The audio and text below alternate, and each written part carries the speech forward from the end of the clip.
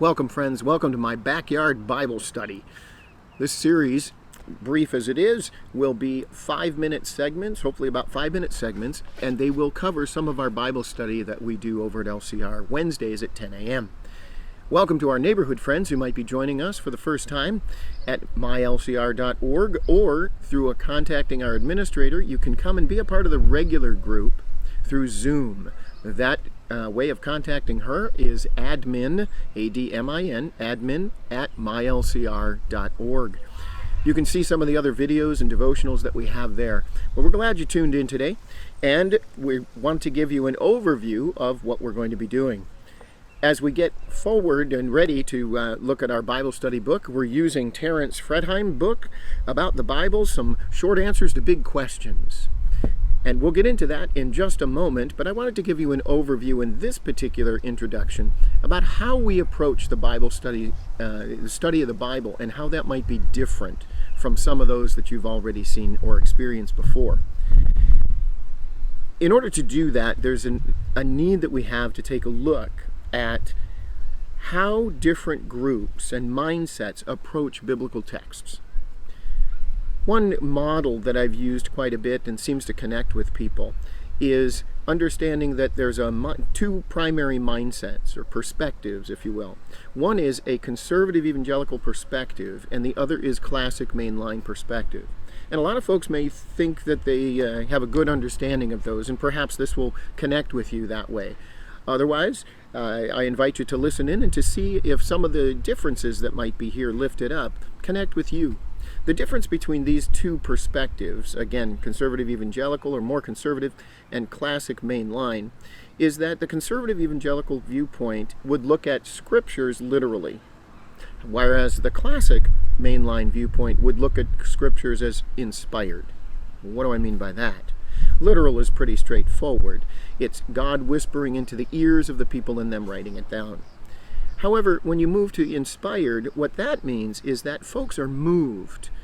They're moved by something inside of their spirit, their heart, their mind that tells them they should write this down. This seems to be important for humankind in general, and particularly their family, their community, their area, their understandings of what's important in the faith.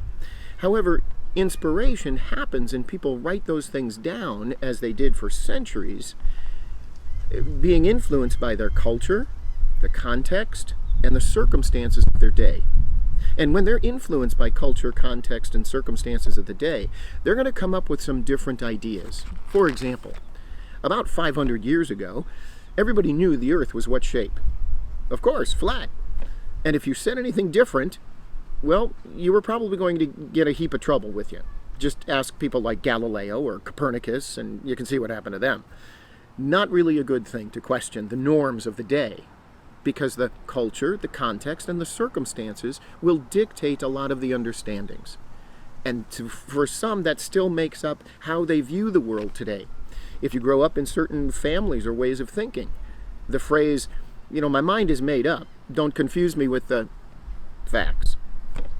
And then we think in a particular way. That's why we understand that to rationalize something is to tell ourselves rational lies so we can just keep thinking and have the same perspective on and on and on.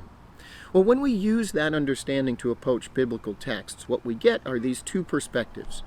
And in just about a minute here, we'll review that. For example, in the conservative evangelical approach, what we have is this literal understanding. Therefore, God is always referred to as male, and the male is the head of the household. Adam and Eve are real people. There's a belief in creationism, 7 days of creation, and so on. And what we end up with is really a movement toward this moralistic or legalistic feeling.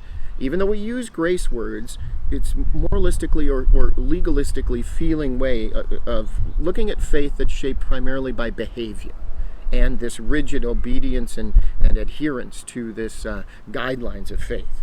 Whereas mainline classical understandings, again using some of the same language of grace, is really about the inspiration.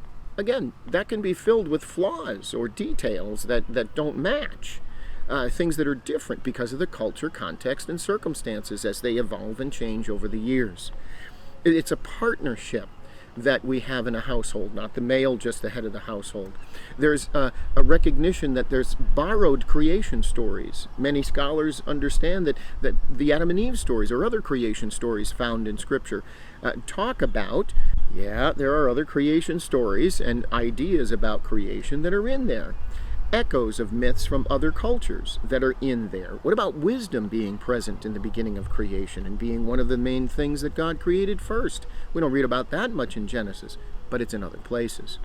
What this does, the classic mainline approach talks about and has a different perspective based on how we approach those scriptures.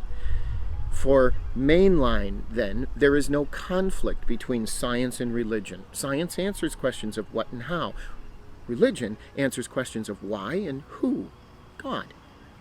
What we get then is, instead of this emphasis of human beings being a marionette, a puppet, having to find their way and find their place and get comfortable there, what we get instead is this understanding of God inviting a partnership, and a partnership that moves us to respond to all that God is doing.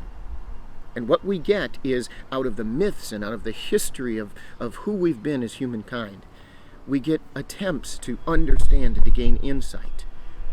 Paul Tillich talked about those two ways, reason and revelation, that we come to a deeper understanding of what God might be doing. And we invite the use of both, reason as well as revelation.